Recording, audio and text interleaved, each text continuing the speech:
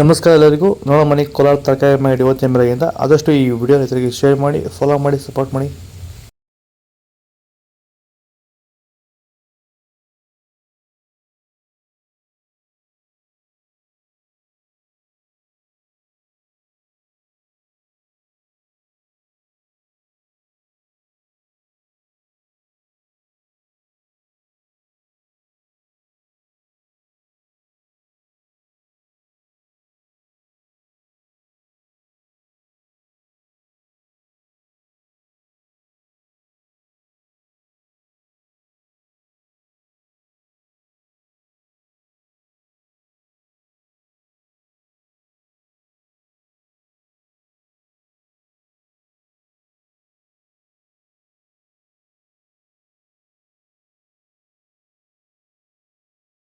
Sir, ಈ beans ಬೆಳೆಗೆ ನೀವು ಯಾವ ರೀತಿ ಮೇಂಟೆನೆನ್ಸ್ ಮಾಡ್ತಾ ಇದ್ದೀರಾ ಸರ್ ನೀವು?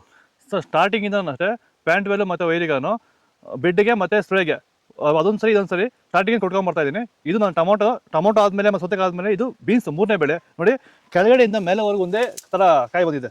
ಯಾವುದೇ ಕಾರಣಕ್ಕೂ ಫ್ಲವರ್ ಟಾಪ್ ಆಗಿಲ್ಲ. ಕಾಯಿ ಕ್ವಾಲಿಟಿ ಎಷ್ಟಾಗಿರ್ಬೋದು, ಸಖತ್ ಕ್ವಾಲಿಟಿ.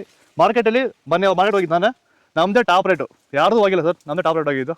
ನಮ್ಮದಷ್ಟು ಬೆಸ್ಟ್ ಕ್ವಾಲಿಟಿ ಪ್ಯಾಂಟ್ ವೆಲ್ ರಿಸಲ್ಟು ಯಾವುದಲ್ಲೂ ಬರಲ್ಲ. ತರಕಾರಿ ಎಲ್ಲ ಬೆಳೆಗೆ ಯೂಸ್ ಮಾಡ್ಕೊಬೋದು.